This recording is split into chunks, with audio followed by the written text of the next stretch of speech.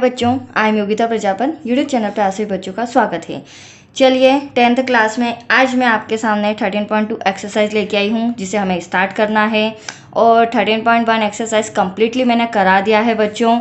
अगर आपने वो सम नहीं देखे हैं, वो वीडियोस नहीं देखे हैं, तो उन्हें देख लीजिए, समझ लीजिए, अपने डाउट्स क्लियर कर लीजिए। राइट बच्चों, चलिए हम स्टार्ट करते हैं 13.2 क्वेश्चन नंबर फर्स्ट।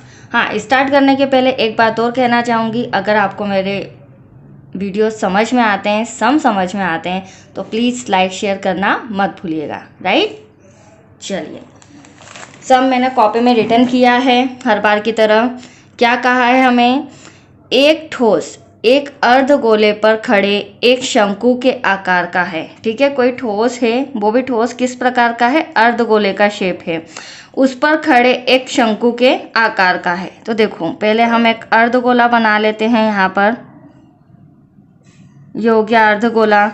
अब यहाँ से इसके ऊपर क्या है बच्चों? अर्धगोले पर खड़े शंकु के आकार का है। तो यहाँ से यहाँ तक ये शंकु हो गया। ये बना लिया हमने एक ठोस। ठीक है, इसे इस तरह से वृत्त का शेप दे देते हैं, क्योंकि अर्धगोले में भी सर्कल होता है, शंकु में भी सर्कल होता है, जिसकी त्रिज्या 1 सेंटीमीटर। इन दोनों की त्रिज्याएं हमें कितनी दे रखी? यहाँ से यहाँ तक 1 सेंटीमीटर। ठीक है, तथा शंकु की ऊंचाई उसकी त्रिज्या के बराबर है जितनी इसकी त्रिज्या है शंकु, और अर्धगोले की उतनी ही ऊंचाई शंकु की है। मतलब यहाँ से यहाँ तक हम ऊंचाई भी कितनी ले लेंगे बच्चों? Height 1 centimetre. ठीक है, क्योंकि वो त्रिज्या के बराबर है और त्रिज्या 1 सेंटीमीटर है, तो ऊंचाई भी 1 सेंटीमीटर हो जाएगी। फिर इस ठोस का आयतन पाई के पदों में ज्ञात कीजिए। अब पाई के पदों में कंफ्यूज मत होना, यहाँ पर हम पाई का वैल्यू नहीं रखेंगे। जो भी आंसर आएगा हमारा पाई के पदों में आएगा। ठीक है, तो चलिए करें स्टार्ट। जो भी इंफॉर्मेशन दी है हम पहले लिख लेते हैं। दिया है, क्या दिया है? शंकु की त्रिज्या। शंकु की त्रिज्या r = 1 सेंटीमीटर। शंकु की ऊंचाई, ऊंचाई भी त्रिज्या के बराबर है। राइट बच्चों, तो यहाँ लिख देते हैं हाइट = 1 सेंटीमीटर। साथ ही अर्धगोले की त्रिज्या भी कितनी है? 1 सेंटीमीटर। अर्धगोले की त्रिज्या r = 1 सेंटीमीटर। ठीक है, अब हमें क्या निकालना है? इस ठोस का आयतन। तो हम क्या करेंगे? जो शंकु का आयतन है उसमें अर्धगोले का आयतन प्लस कर देंगे। राइट बच्चों, और देखिए फॉर्मूले मैंने आपको बोला है, अब 13.2 में आयतन से रिलेटेड फॉर्मूले हैं, तो आपको आयतन के फॉर्मूले अच्छे से लर्न करने होंगे, तभी आप ये सम सॉल्व कर पाएंगे। राइट बच्चों, 13.1 जो हमारा था उसमें हमने क्षेत्रफल फाइंड किया था, जिसके फॉर्मूले मैंने आपको समझाए थे। ठीक है, तो इसमें भी आपको आयतन के सभी फॉर्मूले लर्न करना है। ठोस का आयतन = अर्धगोले का आयतन प्लस ये जो ऊपर शंकु बना है शंकु का आयतन। राइट बच्चों, चलिए फॉर्मूला लगाते हैं। अर्धगोले का आयतन जो होता है उसका फॉर्मूला होता है 2/3 πr³। मैंने पहले भी आपको बताया था, जब आयतन की बात होती है तो क्यूब आ जाता है, घन लग जाता है, और क्षेत्रफल की बात होती है तो स्क्वायर लग जाता है। ठीक है, तो r³ दे रखा है, और शंकु का आयतन 1/3 πr²h। 2/3 पाई की वैल्यू हमें रखनी नहीं है, क्योंकि सब में क्लियर बोला है पाई के पदों में हमें मान बताना है इसका। हाँ, r कितना है? अर्धगोले की बात करूँ तो 1 का क्यूब 1/3 पाई, ऐसा का ऐसा। r वापस से 1, क्योंकि त्रिज्या दोनों की बराबर है, प्लस हाइट भी बराबर है। ठीक है, हालांकि छोटा सा सम है, ज़्यादा डिफिकल्ट नहीं है। 2/3। अब यहाँ ध्यान से समझिए बच्चों, 1 का मल्टीप्लाई आप 3 टाइम करो, 30 टाइम करो, 50 टाइम, कितनी भी बार करोगे तो 1 ही आएगा। तो यहाँ पर हमारे लिए क्या बचा? पाई। Right, plus 1/3। यहाँ पे भी 1 का 2 टाइम 3 टाइम जितनी भी बार करोगे तो 1 ही आएगा, और पाई का 1 में मल्टीप्लाई तो पाई। ठीक है, अब आप देख रहे हैं यहाँ भी 3, यहाँ भी 3, ये तो बेसिक पॉइंट है जो कि हमने समझा है। अगर नीचे डिजिट सेम रहती है तो ऊपर वाली संख्या ऐसी की ऐसी, तो 2 पाई प्लस पाई 1 जा पाई। अब यहाँ आप देख रहे हैं 2 और 1 कितने हो जाएंगे पाई, 3 पाई हो जाएंगे, डिवाइड में 3, ऐसा कैसा, 3 से 3 कैंसल, तो एटलीस्ट आपके पास आंसर आ चुका है पाई। और हमें दिया क्या था, मात्रक सेंटीमीटर क्यूब, यहाँ ध्यान रखिएगा। ठीक है, जो भी हमें मात्रक दे रखा है मीटर सेंटीमीटर और आयतन है तो आपको क्यूब लगाना पड़ेगा, तो ये पाई के पदों में आपका मान आ चुका है। राइट, अब हम आते हैं क्वेश्चन नंबर 2 पे। बहुत ही अच्छा सम है, ध्यान से समझिएगा। देखिए मैं एक्सप्लेन कर रही हूँ। एक इंजीनियरिंग का विद्यार्थी है जिसका नाम है रचेल। विद्यार्थी रचेल से एक पतली एल्यूमिनियम की शीट का प्रयोग करते हुए एक मॉडल बनाने को कहा गया है। ठीक है, एक पतली शीट का प्रयोग करना है और उसे एक मॉडल बना के बताना है जो एक ऐसे बेलन के आकार का हो, मतलब बेलन का शेप आना चाहिए। ठीक है, जिसके दोनों सिरों पर 2 शंकु जुड़े हुए हों। तो मैं अभी आपको बना के समझाऊंगी कि किस तरह से दोनों तरफ 2 शंकु आएंगे। इस मॉडल का व्यास 3 सेंटीमीटर है और इसकी लंबाई 12 सेंटीमीटर है। ठीक है, मॉडल जो बनेगा उसकी लंबाई हमें पूरी 12 सेंटीमीटर दे रखी है। प्रत्येक शंकु की ऊंचाई 2 सेंटीमीटर हो तो रचेल द्वारा बनाए गए मॉडल में अंतर्विष्ट हवा का आयतन ज्ञात कीजिए। मतलब इस मॉडल में कितनी हवा भरी जा सकती है। और आयतन का मतलब मैंने पहले भी बताया था। फॉर एग्जाम्पल मान लो एक पानी की बाल्टी है, अगर हम उसे आधा भरते हैं पानी से तो वो उसका आधी बाल्टी आयतन कहलाएगी। अगर हम उसे पूरा भरते हैं तो वो पूरी बाल्टी क्या कहलाएगी, पानी का आयतन। ठीक है, तो किसी भी वस्तु में कोई भी मटेरियल फील करना, भरना आयतन कहलाता है। ठीक है बच्चों, चलिए अब सबसे पहले हम ड्रॉ बनाते हैं। क्या कहा है उन्होंने, एक बेलन का आकार, तो ये हमने बेलन बना लिया। ठीक है, बेलन है तो दोनों इसके मुहाने पर सर्कल तो आएगा। चलिए ये बेलन हो गया। बेलन के आकार का हो जिसके दोनों सिरों पर 2 शंकु जुड़े हों, तो हम बना लेते हैं 2 शंकु, ये इस तरह से। राइट बच्चों, एक शंकु ऊपर और एक शंकु नीचे बना आपके सामने। अब ये मॉडल, अब इसकी लंबाई हमें टोटल कितनी बोला है, 12 सेंटीमीटर। तो यहाँ से यहाँ तक जो लंबाई होगी वो कितनी होगी, पूरे मॉडल की 12 सेंटीमीटर। फिर हमें क्या इंफॉर्मेशन दी है, मॉडल का व्यास।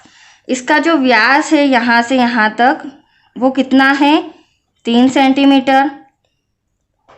अब वो मॉडल का मतलब, कहने का मतलब यह है बेलन का व्यास भी 3 है और इस शंकु का व्यास भी 3 है, तो हम त्रिज्या इजीली निकाल लेंगे। राइट बच्चों, फिर हमें दिया है शंकु की ऊंचाई। तो देखो शंकु की ऊंचाई 2 सेंटीमीटर, तो यहाँ से यहाँ तक कितनी हो जाएगी, h = 2 सेंटीमीटर। और फिर 2 शंकु है तो हमें दोनों जगह लिखना पड़ेगा, h = 2 सेंटीमीटर। आया आपको समझ में। चलिए अब हमें क्या करना है, इसमें आपने शंकु की ऊंचाई तो देख ली, अब हम निकालते हैं बेलन की ऊंचाई यहाँ से यहाँ तक। तो वेरी सिंपल, बेलन की ऊंचाई कितनी होगी बच्चों, बेलन की ऊंचाई होगी, आप देख रहे हैं टोटल मॉडल यहाँ से यहाँ तक 12 सेंटीमीटर का है। इसमें एक शंकु यहाँ पर है, एक शंकु यहाँ पर है, और दोनों शंकु की हाइट कितनी दे रखी है, ऊंचाई 2 सेंटीमीटर, इसकी 2 सेंटीमीटर, मतलब टोटल 4 सेंटीमीटर।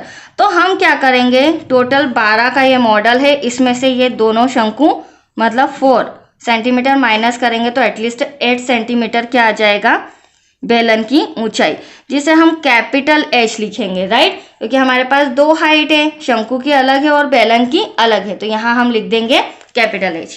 एटलीस्ट आपको समझ में आया। चलिए अब जो भी इंफॉर्मेशन हमें दिया है उसे फटाफट लिख लेते हैं। दिया है। शंकु व बेलन का व्यास, सबसे पहले व्यास कितना दिया है 3 सेंटीमीटर। तो शंकु व बेलन का व्यास कितना है बच्चों 3 सेंटीमीटर। बट हमें व्यास नहीं चाहिए, हमें हमेशा क्या चाहिए त्रिज्या। तो शंकु व बेलन की त्रिज्या, त्रिज्या कैसे निकालते हैं, जो भी व्यास है उसका क्या कर देंगे आधा। तो ये देखिए डिवाइड करूंगी, पॉइंट में आएगा डिफिकल्ट होगा, इससे बेटर है हम इसे 3/2 ही रहने देते हैं। ठीक है।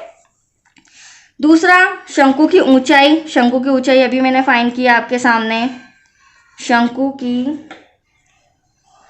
ऊंचाई कैपिटल एच लिखना, राइट बच्चों। 12 - 4 = 8 सेंटीमीटर, राइट। फिर शंकु की ऊंचाई तो 2 थी, यहाँ पर मेरे से मिस्टेक हो गई, शंकु की जगह बेलन कर देते हैं, राइट बच्चों। बेलन की ऊंचाई, अब शंकु की भी लिख लेते हैं। शंकु की ऊंचाई 2 सेंटीमीटर, 2 सेंटीमीटर, ठीक है। शंकु की ऊंचाई h = 2 सेंटीमीटर, कितना हो गया। अब देखो सारी इंफॉर्मेशन जो हमें दिया था लिख लिया है। अब क्या कहा गया है सम के अंदर, रचेल द्वारा बनाए गए मॉडल में अंतर्विष्ट हवा का आयतन, मतलब आयतन पूछा है तो हम फॉर्मूला किसका यूज करेंगे आयतन का। तो हमें क्या करना है बच्चों, इस मॉडल का जो आयतन निकालना है, तो पहले बेलन का आयतन, उसमें हम प्लस करेंगे 2 शंकुओं का आयतन, ठीक है। तो चलिए मॉडल का आयतन हो जाएगा, मॉडल का आयतन इक्वल्स टू, थोड़ा सा कॉपी ऊपर कर लेते हैं, मॉडल का आयतन इक्वल्स टू बेलन का आयतन प्लस 2 शंकु का आयतन, राइट। करें सॉल्व, फॉर्मूलेस लिखे हैं इनके। बेलन का आयतन फॉर्मूला क्या होता है, πr²h, कैपिटल एच लिखेंगे हम क्योंकि बेलन है।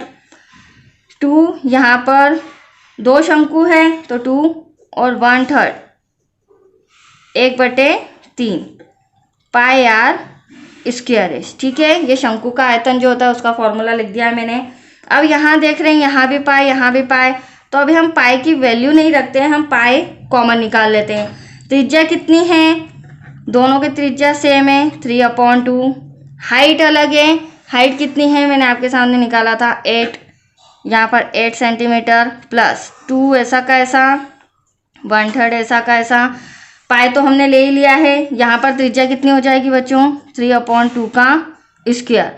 हाइट कितनी दे रखी है, शंकु की हाइट 2 सेंटीमीटर, ये मेरा शंकु है, इनटू में आ जाएगा 2।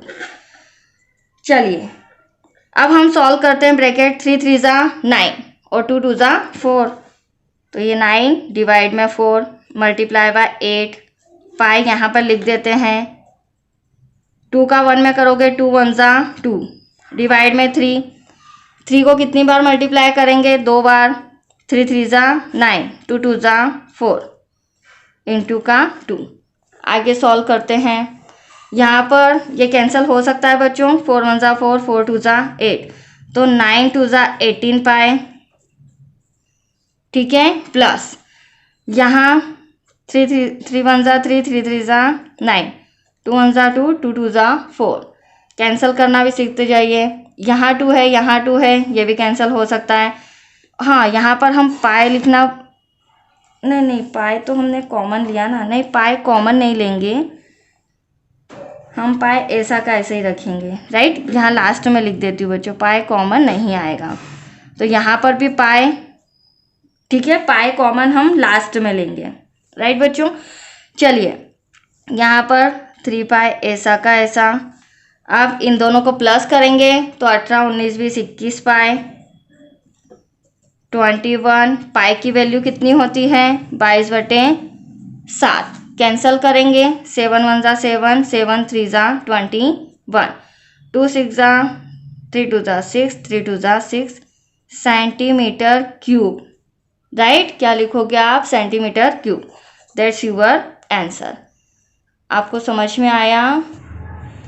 एक गुलाब जामुन में उसके आयतन की लगभग 30% चीनी की चाशनी होती है। गुलाब जामुन तो आपने खाए ही होंगे, राइट। तो गुलाब जामुन में हमें कितनी % चाशनी दे रखी है? 30% उसकी चाशनी दे रखी है। अब एक गुलाब जामुन का हमें % दे रखा है और क्वेश्चन क्या किया है? 45 गुलाब जामुनों में लगभग कितनी चाशनी होगी, ये हमारा क्वेश्चन है। ठीक है बच्चों, यदि प्रत्येक गुलाब जामुन एक बेलन के आकार का हो, तो हमें आप ड्रॉ में देख रहे हैं इस बेलन के शेप में दिख रहा है, जिसके दोनों सिरे अर्धगोलाकार हैं। दो जो सिरे हैं आपस में वो कैसे हैं? आमने सामने अर्धगोलाकार है तथा इसकी लंबाई 5 सेंटीमीटर है और व्यास 2.8 सेंटीमीटर है। ठीक है, हमें मेजरमेंट भी दे रखा है। बस हमें 45 गुलाब जामुनों की चाशनी बतानी, बट वो चाशनी बताने के पहले हमें इन 45 गुलाब जामुनों का आयतन निकालना होगा, क्योंकि हमें आयतन नहीं पता है। राइट बच्चों, तो चलिए सब मैंने रिटर्न किया है, यहीं पर हम पढ़ते हैं और ड्रॉ बनाते हैं। हमें जो गुलाब जामुन दे रखा है वो बेलन के आकार का दे रखा है। ठीक है, तो बेलन का आकार तो आप सभी समझते हैं, ये इस शेप में बेलन का आकार हो गया। ठीक है, यहाँ से यहाँ मैं कवर कर देती हूँ, ये बेलन का शेप हो गया और जिसके दोनों सिरे अर्धगोलाकार है, ये अर्धगोलाकार, ये अर्धगोलाकार। ठीक है, अब क्या कहा है? तथा इसकी लंबाई 5 सेंटीमीटर है। मतलब यहाँ से लेकर यहाँ तक इस गुलाब जामुन की जो लंबाई है वो कितनी है? 5 सेंटीमीटर है। ठीक है, फिर क्या कहा है? एवं इसका व्यास, तो व्यास आप देखिए, ये जो लाइन जा रही है अर्धगोले का भी ये व्यास है और जो बेलन दिख रहा है उसका भी ये व्यास है। तो व्यास हमें यहाँ से यहाँ तक कितना दे रखा है? व्यास हमें दे रखा है 2.8 सेंटीमीटर। ठीक है, अब जब व्यास हमें 2.8 दे रखा है तो हम त्रिज्या इजीली निकाल सकते हैं। मैंने आपको समझाया है जितना भी व्यास होता है उसका आधा, उसका हाफ क्या हो जाएगा? त्रिज्या। तो यहाँ से यहाँ तक व्यास 2.8 है, तो यहाँ से यहाँ तक या फिर यहाँ से यहाँ तक त्रिज्या कितनी हो जाएगी? 1.4। कैसे? 2.8 में 2 का डिवाइड कर दो, 2 1 जा 2, 2 4 जा 8। तो यहाँ त्रिज्या अर्धगोले की 1.4 सेंटीमीटर, तो इस अर्धगोले की त्रिज्या कितनी हो जाएगी बच्चों? 1.4 सेंटीमीटर। राइट, अब ये तो त्रिज्या आ चुकी है। अब हमें यहाँ से यहाँ तक जो बेलन का शेप है इसकी हमें ऊंचाई निकालनी है। क्या निकालनी है? ऊंचाई। तो देखिए अब ऊंचाई कैसे निकालेंगे? h इक्वल्स टू, यहाँ पर मैं बताती हूँ, टोटल हमारा गुलाब जामुन मतलब गुलाब जामुन की लंबाई है 5 सेंटीमीटर। राइट, अब आप देख रहे हैं यहाँ से यहाँ तक 1.4, यहाँ से यहाँ तक 1.4, इन दोनों अर्धगोले की त्रिज्या को ज्वाइन करेंगे तो 2.8 आएगा। तो इसमें से हम 2.8 को माइनस कर देते हैं, तो जो बीच वाला हिस्सा है वो हमारा हाइट, बेलन का हाइट आ जाएगा। अब देखो माइनस कैसे करेंगे, मैंने पहले भी आपको सिखाया है। 5 डिजिट के नीचे डिजिट, पॉइंट के नीचे पॉइंट, यहाँ पॉइंट है, यहाँ पॉइंट लेना पड़ेगा। यहाँ पर 2.8 है, यहाँ पर कुछ भी डिजिट नहीं है तो मन से 0 हम ले सकते हैं। राइट, मैंने पहले भी ये सिखाया है। माइनस करना है, कैरी लिया, 10 में से 8 गया 2, पॉइंट के नीचे पॉइंट, 4 में से 2 गया 2। तो एटलीस्ट हमारे पास बेलन की ऊंचाई आई है 2.2 सेंटीमीटर। ठीक है, जो जो चीज़ें हमें निकालनी थी वो सारी मैंने निकाल ली है। अब हम फटाफट जो भी हमें दिया हुआ है वो लिख लेते हैं। दिया है बेलन, आप देख रहे हैं बेलन और अर्धगोले की त्रिज्या सेम है, कितनी है? 1.4 सेंटीमीटर। तो यहाँ लिख लेते हैं बेलन व अर्धगोले की त्रिज्या, अर्धगोले की त्रिज्या r इक्वल्स टू 1.4 सेंटीमीटर। ठीक है, ये रफ कार्य इधर कर देते हैं। ठीक है बच्चों, 1.4 सेंटीमीटर। फिर हमें क्या कहा है? बेलन की ऊंचाई, जो कि हमने अभी फाइंड की है, हमें सब में नहीं दे रखी थी। तो यहाँ लिख देते हैं बेलन की ऊंचाई h इक्वल्स टू 2.2 सेंटीमीटर। ठीक है, अब देखो अब हमें करना क्या है, मैंने आपको स्टार्टिंग में ही समझा दिया था।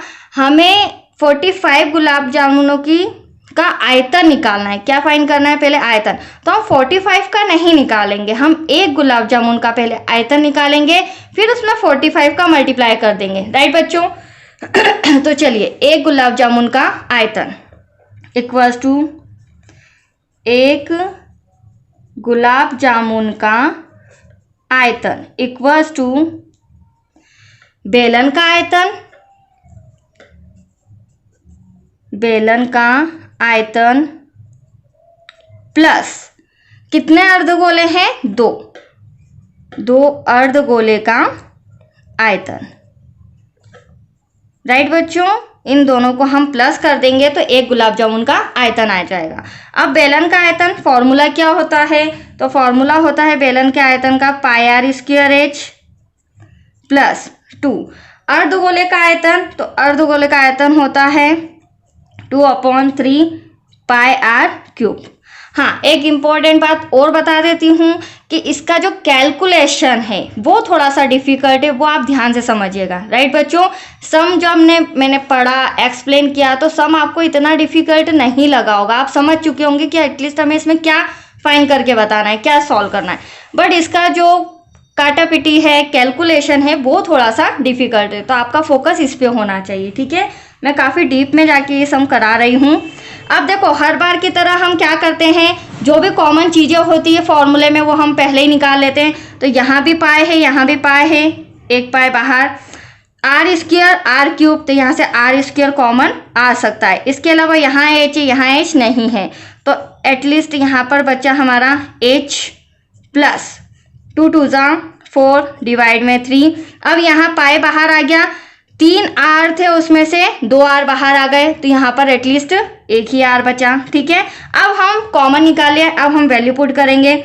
पाए का मान 22/7, त्रिज्या 1.4 दे रखी, मैंने स्टार्टिंग में ही आपको बताई थी, जो कि हमने निकाली है। राइट, पावर 2 है, 2 टाइम लिखेंगे। एच हाइट कितनी है, 2.2, इसे भी हमने फाइंड किया था, प्लस 4/3 ऐसा का ऐसा। आर त्रिज्या वापस से कितनी हो जाएगी बच्चों, 1.4। ठीक है, अब देखिए यहाँ हम कैंसिल करेंगे, 7 1 7, 7 2 14। ध्यान से समझना, क्वेश्चन में एक अंक आगे पॉइंट है, तो जो 2 आंसर आया है उसमें भी एक अंक आगे पॉइंट लग जाएगा। अब 22 दूना 44, 44, यहाँ पर एक अंक आगे पॉइंट था, यहाँ पर भी एक अंक आगे पॉइंट आ जाएगा। That's clear. यहाँ पर बचा 1.4 ऐसा का ऐसा। अब यहाँ पर हम क्या करेंगे, ब्रैकेट में 2.2, 3 से 14 कैंसिल नहीं हो सकता है, कैंसिल हो जाता तो हम कर देते हैं, अगर नहीं हो रहा है तो आमने सामने मल्टीप्लाई, तो 14 चौक कितना होता है, 56, तो 56 तो आएगा, बट मल्टीप्लाई कर रहे हो आप, एक अंक आगे पॉइंट है तो एक अंक आगे पॉइंट, डिवाइड में 3 ऐसा का ऐसा। ठीक है, यहाँ पे भी अपॉन में कुछ नहीं है तो हम 1 लगा देते हैं। चलिए 4.4 इन दोनों का आपस में मल्टीप्लाई करते हैं, यहाँ पर करती हूँ मैं आपके सामने। 44 में अभी देखो मैं पॉइंट नहीं ले रही हूँ, ध्यान से समझना। ठीक है, 14/4 में 14 का मल्टीप्लाई करते हैं, 4 चौक 16, 4 चौक 16, 1 17, 4 एकम 4, 4 एकम 4, 6, 4 5 और 1 6। अब देखो, अब देखना पॉइंट यहाँ है और यहाँ पर है, कितनी डिजिट हो गई, 2, तो हम भी पॉइंट कहाँ लगाएंगे, 2 डिजिट आगे, मतलब 6.16। यहाँ क्या हो जाएगा बच्चों, 6.16। ठीक है, अब यहाँ पे क्रॉस मल्टीप्लीकेशन 3 का इसमें करेंगे, 3 दूनी 6, 3 दूनी 6। कॉपी थोड़ा सा मेरे को तिरछा करना पड़ रहा है क्योंकि मेरे पास स्पेस कम है। 1 का इसमें करोगे एटलीस्ट वही आएगा, 3 1 3। अब हम क्या करेंगे, 6.16 ऐसा का ऐसा, 6.6 प्लस 5.6 इन दोनों को प्लस करेंगे तो कितना हो जाएगा, 6 और 6 12 की 2, हाथ आया 1, 6 और 6 12। अब देखो ध्यान से समझना, यहाँ इंपॉर्टेंट पॉइंट ये है कि जब हम प्लस करते हैं या माइनस करते हैं बच्चों, तो उसमें पॉइंट काउंट नहीं होता है। ठीक है, जब भी हम प्लस करेंगे या माइनस करेंगे तो पॉइंट काउंट नहीं होता है, लेकिन जब हम मल्टीप्लाई करते, जैसे अभी मैंने सभी जगह मल्टीप्लाई किया था तो पॉइंट काउंट किया था। ठीक है, तो यहाँ पर पॉइंट काउंट नहीं होगा, यहाँ पर एक डिजिट बाद है अपना, तो एक डिजिट बाद 12.2 आपका प्लस हो जाएगा। ठीक है, तो देखो यहाँ पर जो मैं लेके आई हूँ 12.2, उसे लिख देते हैं 6.16 ऐसा का ऐसा इंटू जब हमने 6.6 और इनको प्लस किया, अभी मैंने आपके सामने 5.6 को कितना आया 12.2 और डिवाइड का 3 ऐसा का ऐसा। ठीक है, अब 3 से हम इसे कैंसिल करते हैं, यहाँ पर फिर कैलकुलेशन है। तो देखो 3 से यहाँ तो कैंसिल नहीं होगा, यहाँ भी दिक्कत तो आएगी, पॉइंट में आएगा, बट 3 से मैं किसे कैंसिल करूँगी 616 को, पॉइंट अभी नहीं लिया है, ध्यान से समझना। 3 दूनी 6, क्रॉस ऊपर से उतारा 1, अब भाग नहीं जाता, 1 छोटा है 0 लगाया। ठीक है, ऊपर से 6 उतारा, 6 उतारा, 3 के डबल में 15, तीनों पंजे 15, 5 बार में आता है 16 से छोटा, माइनस किया 1 बचा। अब हम पॉइंट लगाएंगे, क्योंकि एक बार तो हमने मन से 0 लेके डिजिट उतार ली थी, पॉइंट लगाएंगे तो अब ये हो जाएगा 10, तो 3 3 जा 9। ठीक है, बचा 1, वापस से 3 3 जा 9। अब जितनी भी बार करोगे पॉइंट 333 आएगा। अब यहाँ ध्यान से समझना, देखो बच्चों थोड़ा रफ कार्य मैं आपको बता रही हूँ। जब हमने 3 का डिवाइड 616 में किया था तो ये डिजिट आई, अभी मैंने पॉइंट नहीं लगाया है, अभी पॉइंट यहाँ पर 6.16 हमारा ये वाला पॉइंट तो बाकी है। ये तो हमने 3 को 616 में डिवाइड किया था, तो हमारा आंसर ये आया था। ठीक है, अब हम क्या करेंगे, हमारे सम का जो पॉइंट है कितनी डिजिट आगे है बच्चों, 2 डिजिट आगे, तो यहाँ पर भी इस पॉइंट को हटाकर कहाँ पॉइंट लग जाएगा 2 के बाद, ये 2 डिजिट आगे, तो यहाँ पर आएगा आपका आंसर 2.0533 मल्टीप्लाई बाय 1.2.2। ठीक है, अब मल्टीप्लाई करना है इन दोनों का आपस में, तो यहाँ कर लेते हैं 20533 और लेना है 122। मैंने आपको बता रखा है मल्टीप्लाई और डिवाइड में पॉइंट मत लेना प्लीज़, जब आप आंसर लेके आओ तब पॉइंट लगाना, तो आपके लिए इजी रहेगा। 2 3 जा 6, 2 3 जा 6, 2 5 जा 10, 2 2 जा 4।